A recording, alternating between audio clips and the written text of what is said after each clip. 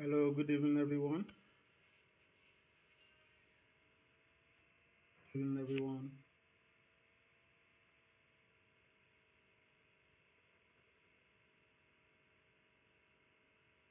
Yes, if you are online and you are ready to join today's class, just kindly drop your favorite emoji comment section below.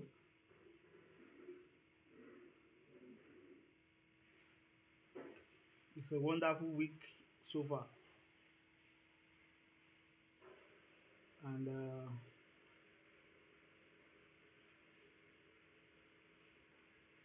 we thank God for what we've been able to do for the past few days. It's a wonderful week so far. Network really disturbed us yesterday, but at the end of the day, able to do something. So this evening we'll be editing probably these three pictures if time permits.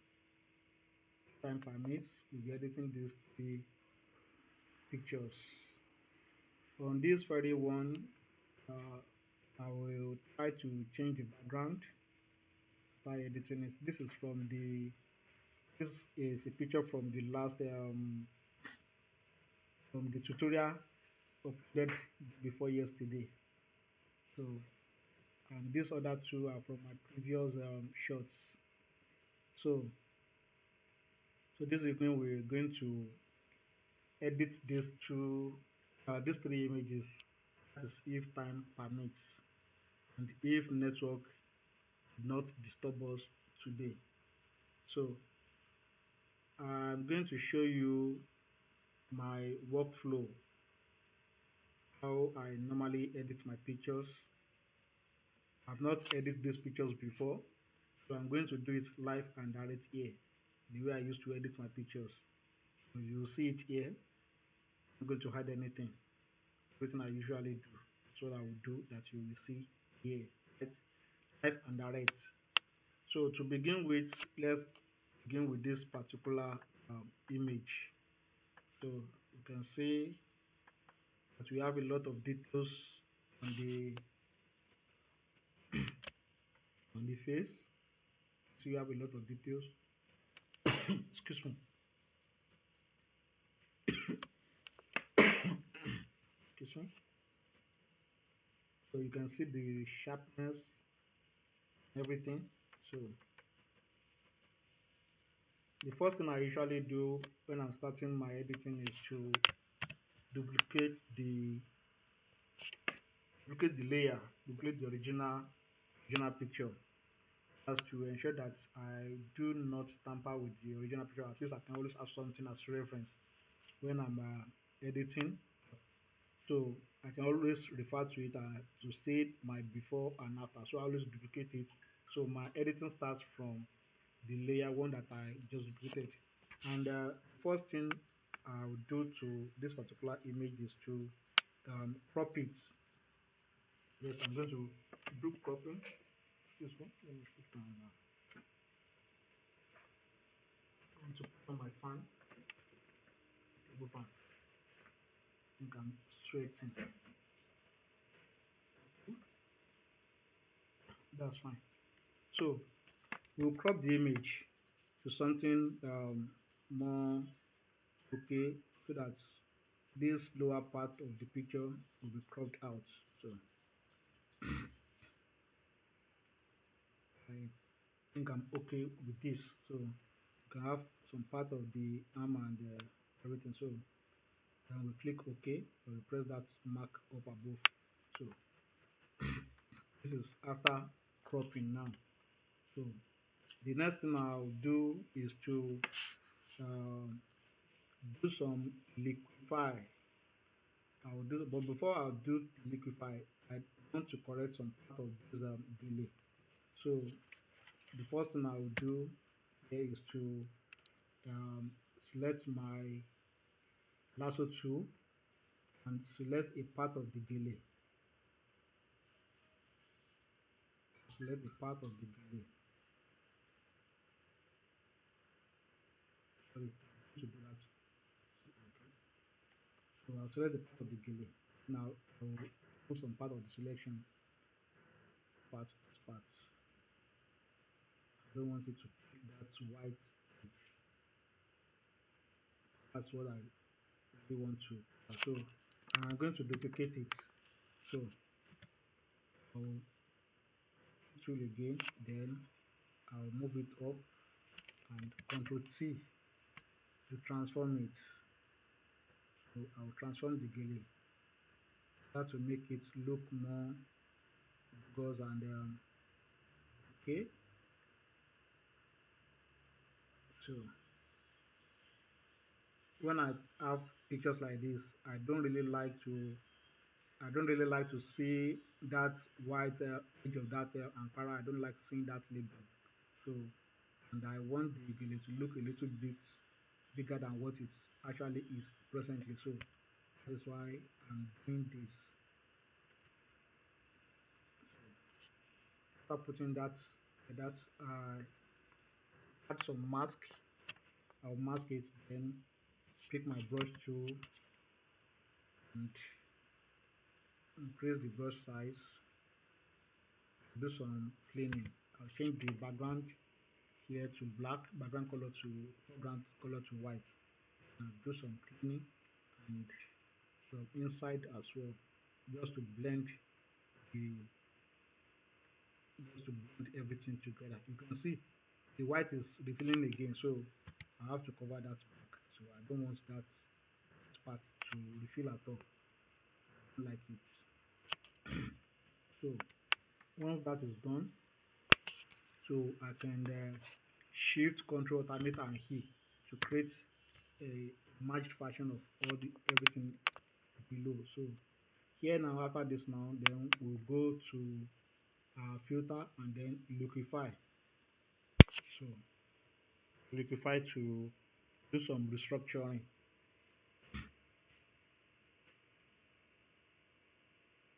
Some restructuring. So here now, I want to make the delay, the head tie look round. I want to make it look beautifully round. That's why here at liquify now. So here it's not looking round. Pull it, it.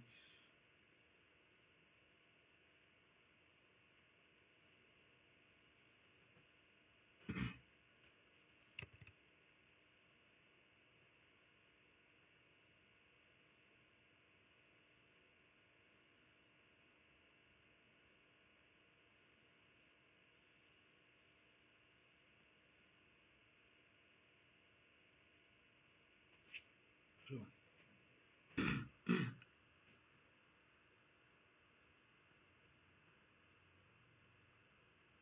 so that's it. That's better than what we had before. And then I'll straighten the back as well. Sure we have straightened the back and then I'll put it out a little bit and okay,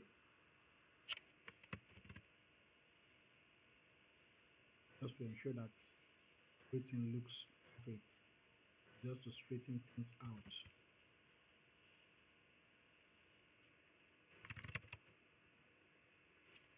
So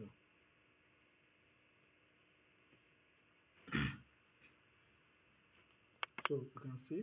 So let's okay that and we go back. Then we look at the before and after. So let's look at our before, see our before and now our after. Our before, then after. And after this, I'm going to duplicate that layer again, and then I will put on my Retouch Academy.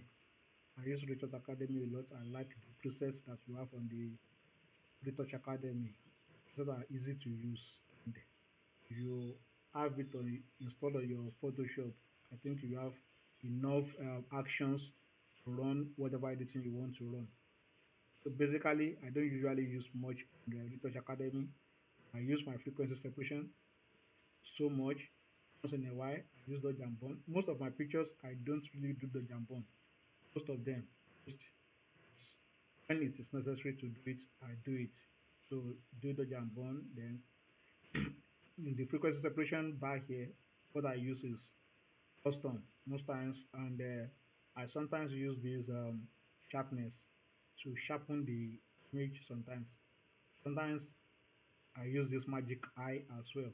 The rest I don't usually use them. The rest, in fact, but dodge and burn, custom, frequency separation, and this sharpness. So I mostly use those ones. So let's run our custom frequency separation now. So now, depending on the camera you are using and how much sharpness you have to yourself, determine the radius you are going to pick here. I'm using Canon 60D, and the highest resolution I can get on Canon 60D is 14 point something megabytes, approximately 15 megabytes, megapixels, sorry, approximately 15 megapixels. That's the highest I can get on the Canon 60D. So the higher the resolution that you have, the higher the radius that you are likely to use. So this particular portrait, I'm going to use 5. So you can see if I extend it to, depending on the camera you are using, I've seen some people using 12. This is too much for my, you can see the colors are coming out already. So the iPads, and normally what you need the iPads is just to bring out the texture layer and not the colors. So you use a radius number that gives you only the texture layers, not colors. So this is good for me, 5. So depending on the sharpness, the quality of the image that you are editing determines the range of radius that you are going to use. So click OK. Whatever figure I use there is the same thing that I'm going to use here. So I'm going to use 5 again for here. So you can see the Gaussian blur, everything is smoothing the skin. So you can see how, and it's not too blurry. So let's zoom out so that you see. It's not too blurry. Yeah, I've tried to use different radius for the pictures, but the result I got when I did that was quite embarrassing. So whatever you use for the iPads is what you use for the Gaussian blur. So I will fast back to 5 and then click OK. So we have our picture to edit now. So um, make sure that you are expanding this frequency separation layer folder, and then hide this high frequency texture layer, and then click on correcting tones and select your brush, your mixer brush. So on your mixer brush here, for me, I've tested several options here above here: my wet, my load, my mix, my flow, and this other one. So I've tested several settings and even this angle. So but what seems to work for me is what I have here now: 30. Sometimes I reduce this one to 5 so that everything was 25. My wedge is 25, my load is 25, my mix is 25, everything is 25, and my angle sometimes 60, anything. So but in most cases this is what works for me. So for you as well, you need to check what works for you. So you don't do copy and paste. So it is left for you to check what works for you, what works with your camera, what works with your style and stuff like that.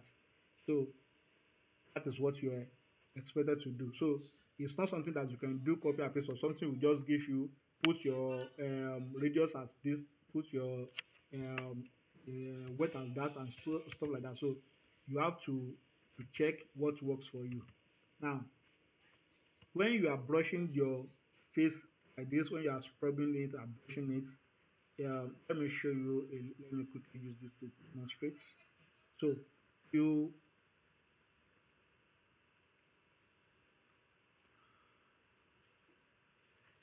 when you are, so you look at um, the light directions.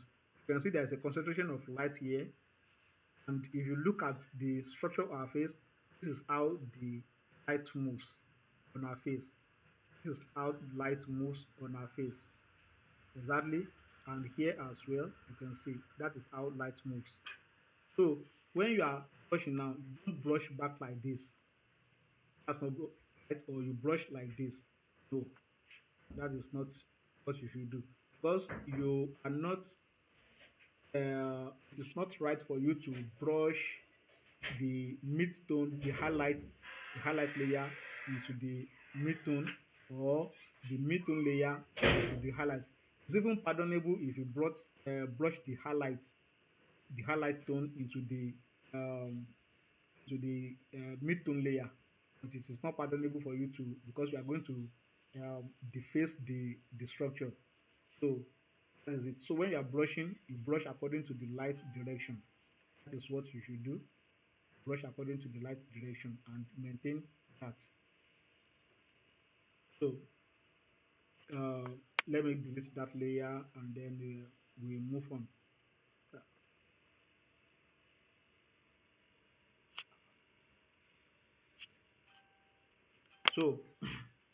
So come back to our correcting tone layer, and then we pick our brush back, and then we switch back to mixer brush. So we switch back to mixer brush, and now we can now start brushing. We can now start brushing. So maintain that you have the highlight where the highlight is, and your shadow where everything is. So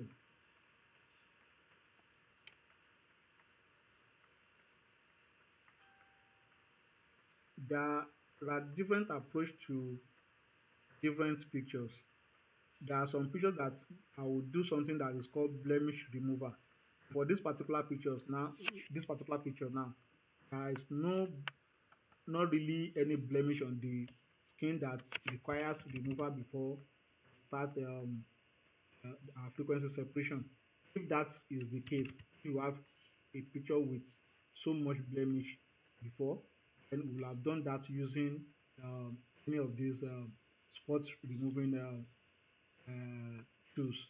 So, but since this doesn't have any or doesn't have too much blemish that not blend when we are brushing here, so we don't really need to do that. So that is keep brushing, and you can always check your layer. You can always put on the eye texture layer to check what you are doing and see if you are not mixing things. So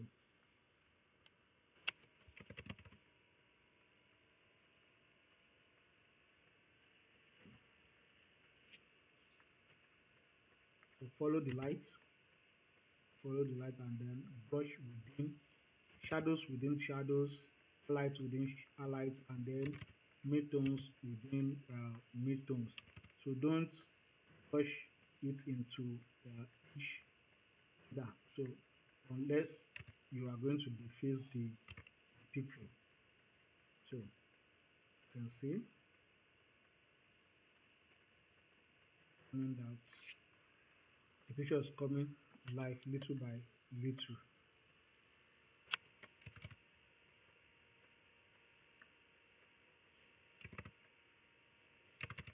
It's coming live little by little.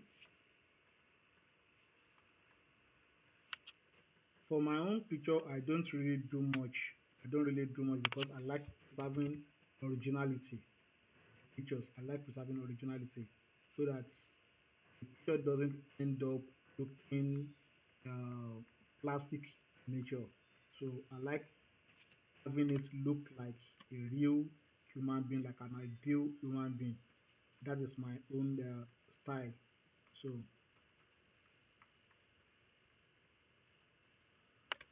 and then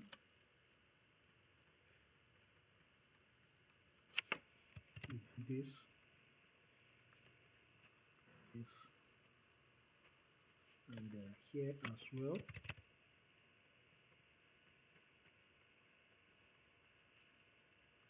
So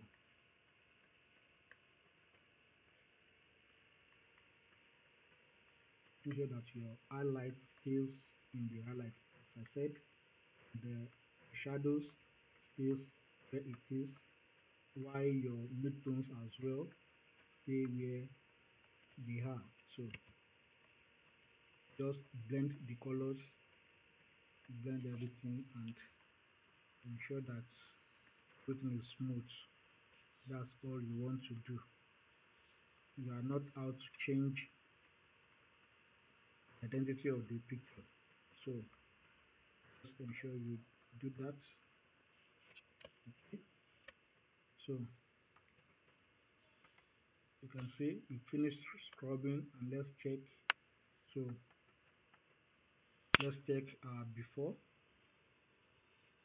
and then after, before and now after. So what is left now is to switch to our high frequency texture layer and then select our clone stand tool, and then select very closely to the area you want to clean, and then just clean like that.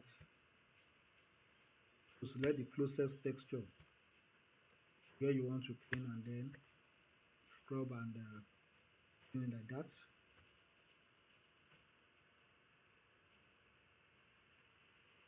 So this is somehow sometimes simple and sometimes it's complicated. It depends on the picture you are editing. Sometimes it's simple. Sometimes you have to do a lot of corrections before you arrive at the final result. For some, you only have to do limited, very minimal work, very minimal work sometimes. On this now, I'm going to do much. So, and don't zoom too high so that you don't begin to remove skin textures thinking that they are blemishes. So just zoom in the reach like this, and so that you can preserve the texture, so that you don't mix it up. You don't start to removing texture thinking that they are blemishes. So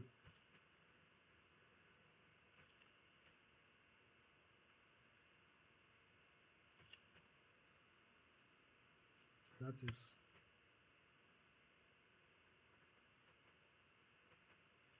that's that. If it is already bogus, so for this particular picture, to me, I don't really need to do um, what's it called? I don't really need to do dodge and burn this particular image. So I don't really need to do that. I don't need it. But for some picture, you definitely need it. Some you definitely need it. For this particular one, I don't need it.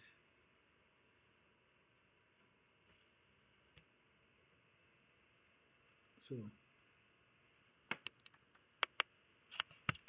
excuse me. So let's check our before. This is where we are coming from, and now this is where we are. This is where we are coming from, and this is where we are now. So you can see what we've been able to do with this particular image. We we started with duplicating the layer, then we added some parts to the gele, and after that we did liquefy, and after we liquefied and make sure that the gele is round enough, then we did the frequency separation, and after that now I'm going to whiten the high a little bit. I'm going to remove uh, the redness in the high, and then just to whiten it a little bit. So with that, I'm going to use the curve and the uh, hue and saturation layer. So I'm going to put all my curve a little bit. I'm going to put it off, and then my hue and saturation, I'm going to use it to desaturate the, and then I'll put both of them in a group, and then add layer mask and infert the layer mask. So I'm going to change the blend mode to soft light, or sometimes I may use hard light. So, and then I'll pick my brush,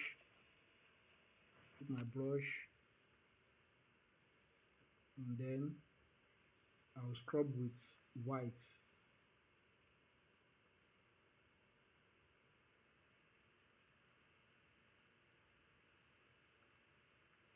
So it's not something so high, something so much, just to make the high up a little bit. Sometimes the difference is somehow insignificant, but by the time you look at it from afar, you see the difference. So let me put this a little bit up again. Or let me change this one from soft light to hard light. So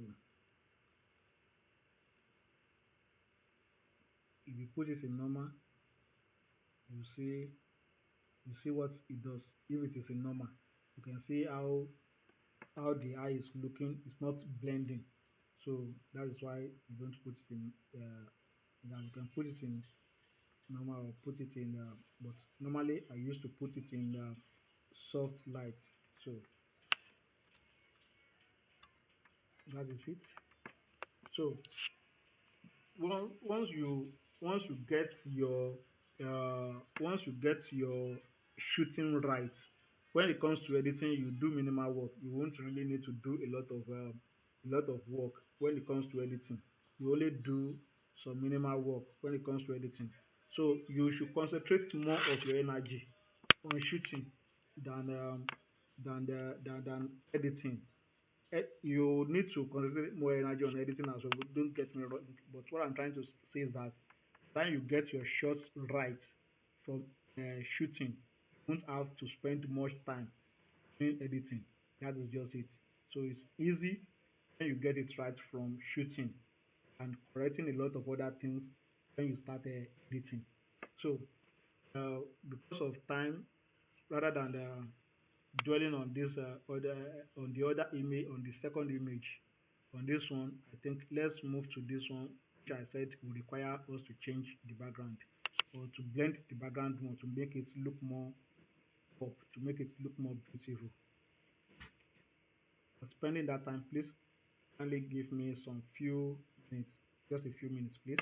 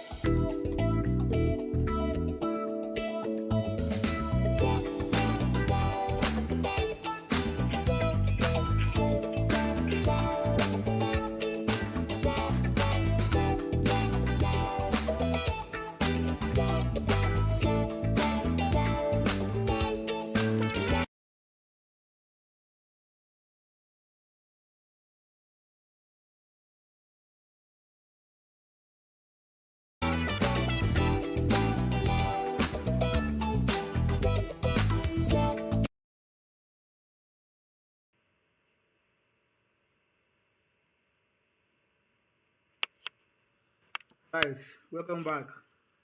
Sorry for that break. I had to attend to something. So let's try to edit this.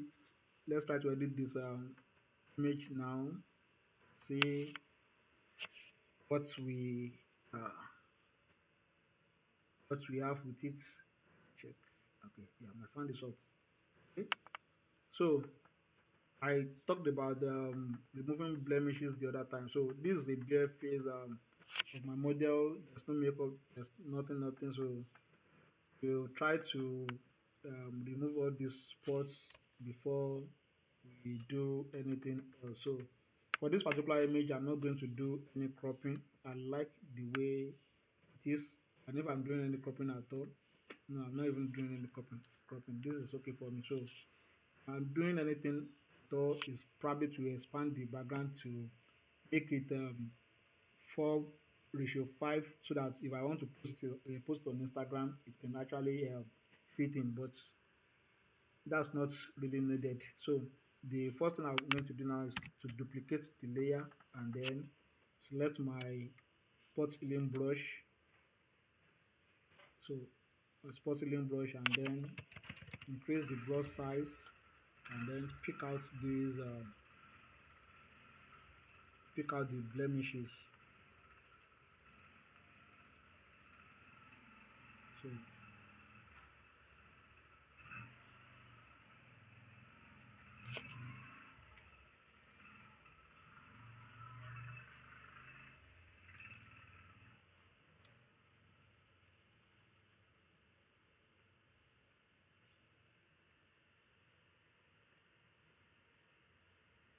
so nothing so serious on the face here as well, nothing so serious. Sometimes it might be difficult more than this, that it will require you to do some patching like this, so that sometimes it may require you to move some pieces like this. For this particular image, nothing like that, so I don't need to do any patching. So uh, come back here and then we run our frequency separation again, because we don't need liquefier for this. We don't need to liquefy anything. We don't need to do much here. So here I'm going to run my frequency separation again, and 5 as well, and then I put the other one at 5 as well. Still, that was a mistake. So delete that layer. I inputted 4 instead of 5. Run it again. 5, 5. So, and then just blend the color. Just blend the color. Remember, as I told you, to brush the highlight into highlights, shadows, shadow, and the midtone in the midtone. So let's let our brush.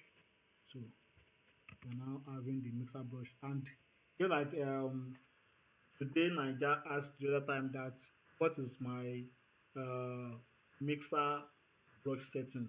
So this is my mixer brush setting. This is what I use most times. 25, 25, 25, 25, everything all through. Except this angle that I usually put at 60, 61, around 50 and so that. So it doesn't really matter sometimes, but that's what it is. But here, my wet 25, low 25, mix 25, low 25, everything 25 for. But if I'm editing, I've edited for some clients. I use a more sophisticated camera that comes with more sharpness. I change these settings to something that works with their images. So this is what works with my Canon 60D. So I don't know the type of camera you might be using. So you should experiment with all the settings to know with your um, what works with your pictures. So let's push this now and then smoothen the color, blend the colors. So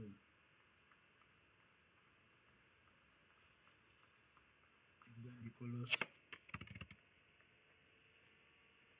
So you have to follow how light falls on the face, so that you don't restructure the face by brushing the shadows into the highlights, or the highlights into the shadows into the midtone. So let each stay where they are.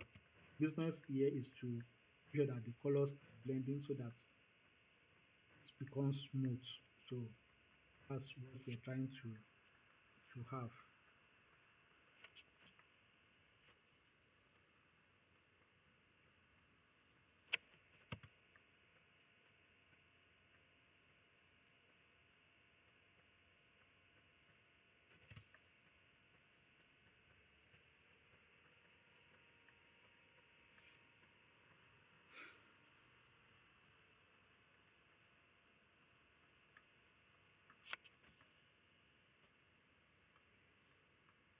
So don't rub up the collarbone. Don't rub it off. Don't rub it off. Just maintain that you still have it there. So I like preserving that collarbone. So I love having it. I don't like making everything smooth. I don't like that. So I preserve the collarbone.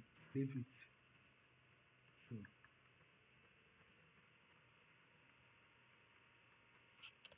and that is that for the face. Let's check it. Okay, and let's see our before. You see our before, and now our after. Before and then after. So this is just doing the bare minimum, just some minimal work on the picture, just some minimal work on the picture. So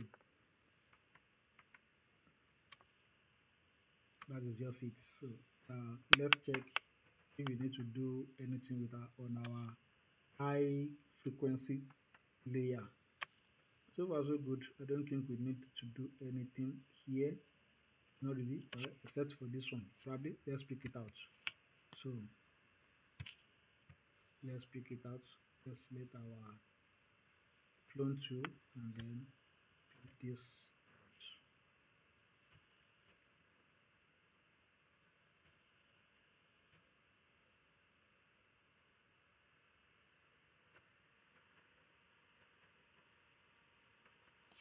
So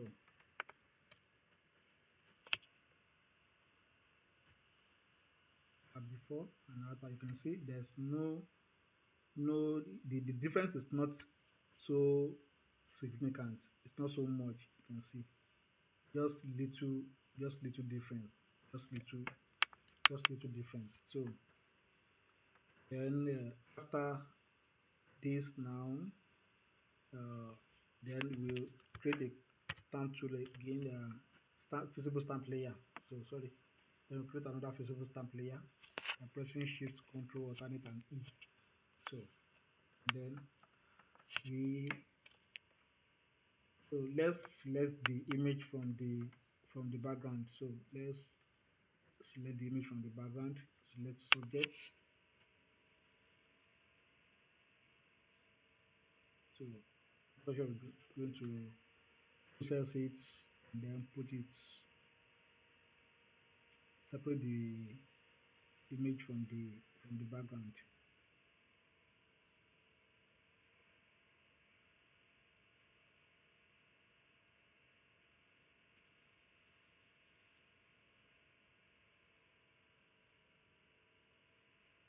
It takes some time depending on how fast your system is. So you have to be patient and allow it to load. So let's see if the selection is right, or I need to do some adjustments. So yeah, here comes the selection. Let's see if we need to make some amendments. So around the head, I don't think we need to make any amendments. I think that's perfect enough. So but here, let me add this back to the selection. Let me add it.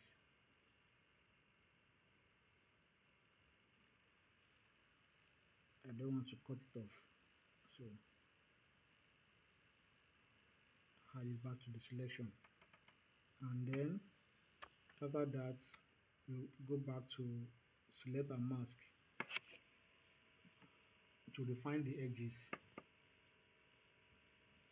because we are taking it onto a new layer. So we need to refine the edges so that it doesn't look like copy and paste.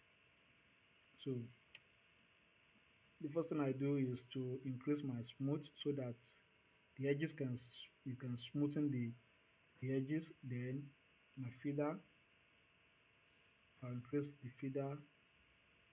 That will help us to soften the edges. So you can see how it's looking already.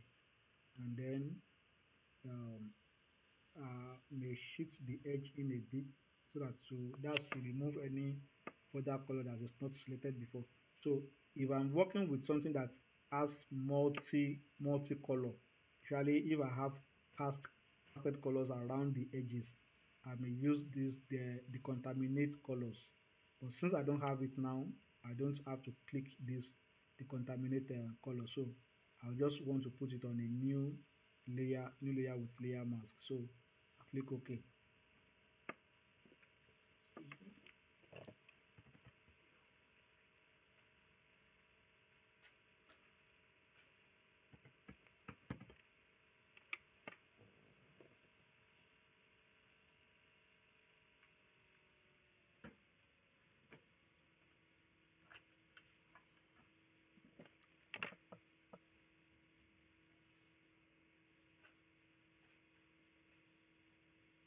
Okay.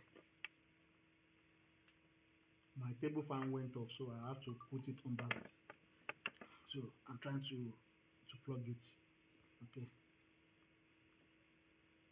it's on. All right.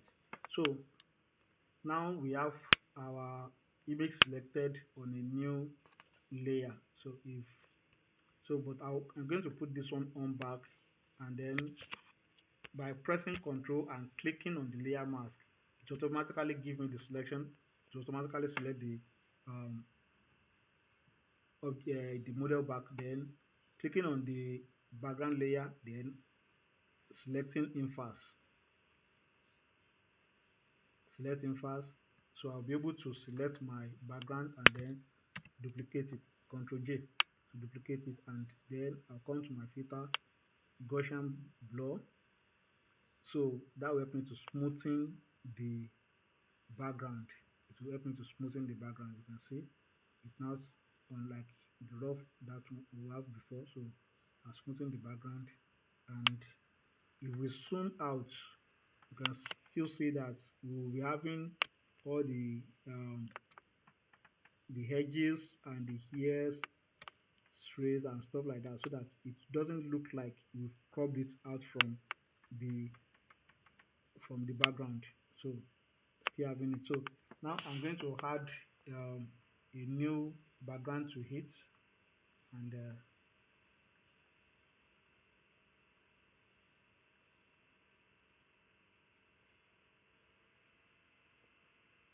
I already pre-selected this blue for the use of this. Okay, so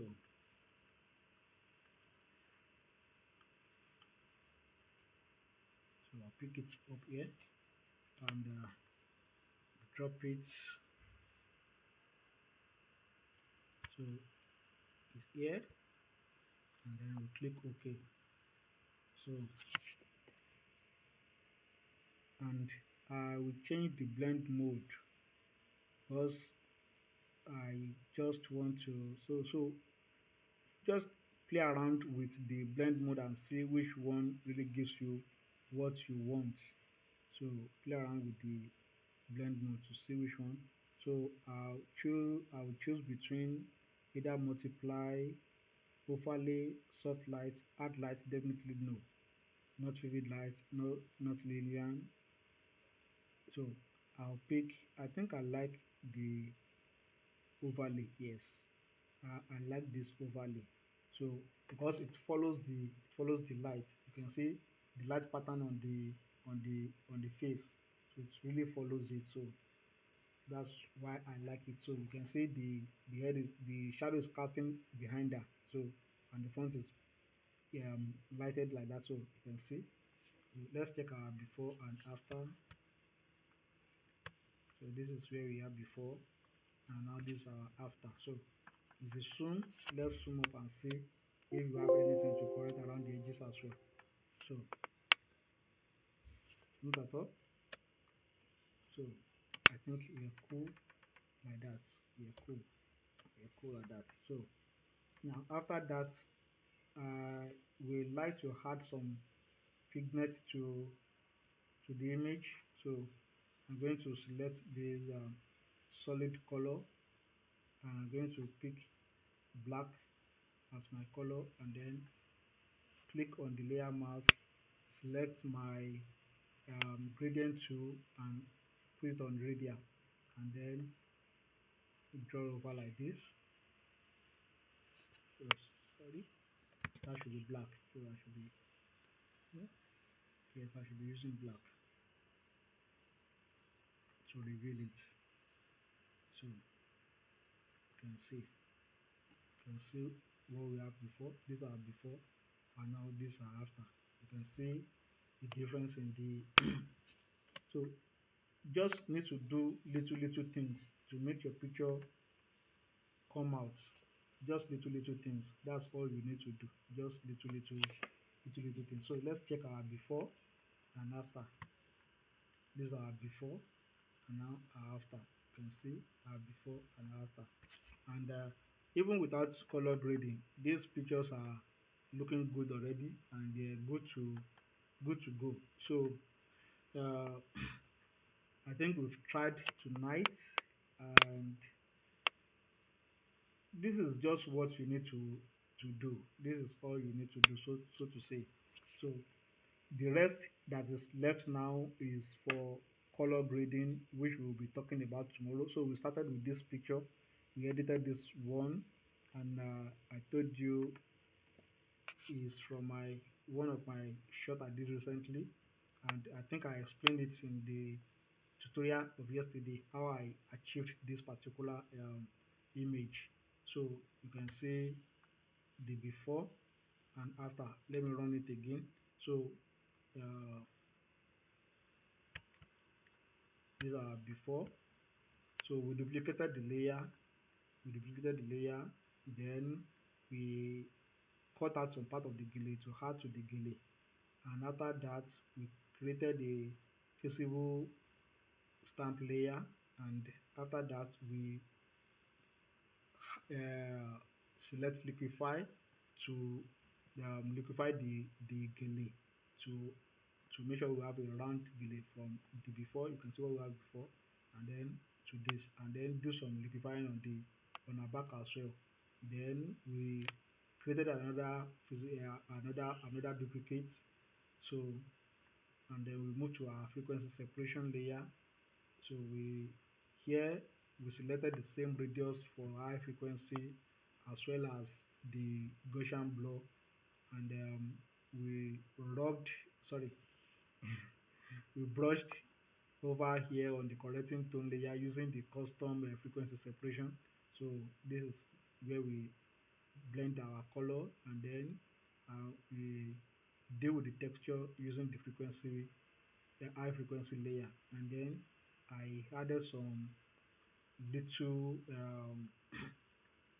little highlight to the high. That is it. That is all we do here. That is it. So to save your picture, you have several options to save your picture, but if you are posting it online, I will advise that you export it and save it as you export. I will advise that you export it if you are saving it, if you are posting it online. So just click on export and then export as, or you simply press Alt Shift Control and W on your system. So, but quickly just click on export as.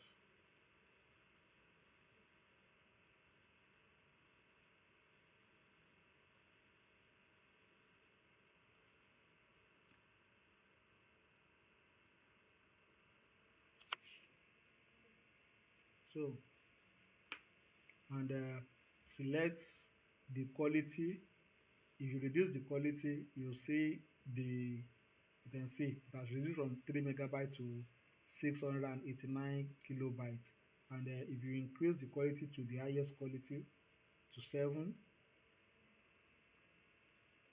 so this is 9.7 megabytes.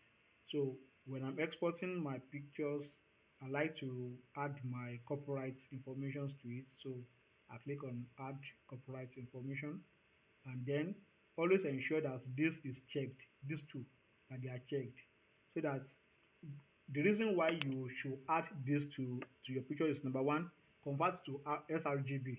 By converting to sRGB, you are already converting it to the color space that internet understand. So the color space that is understood by the internet is sRGB.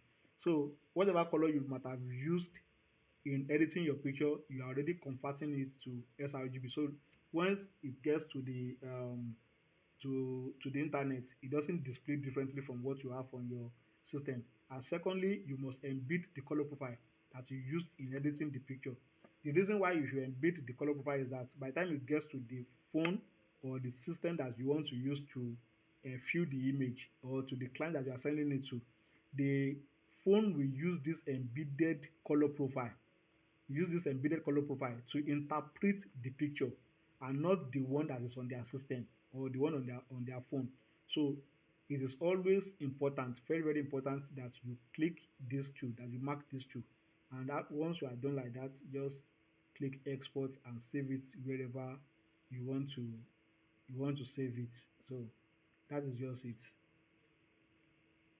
So I want to thank you for joining this class today. It's been a wonderful 1 hour this evening, and we thank our network connection that we don't have any disruption this evening. It's been a wonderful evening, and I thank those that are online to view this tutorial to this very moment.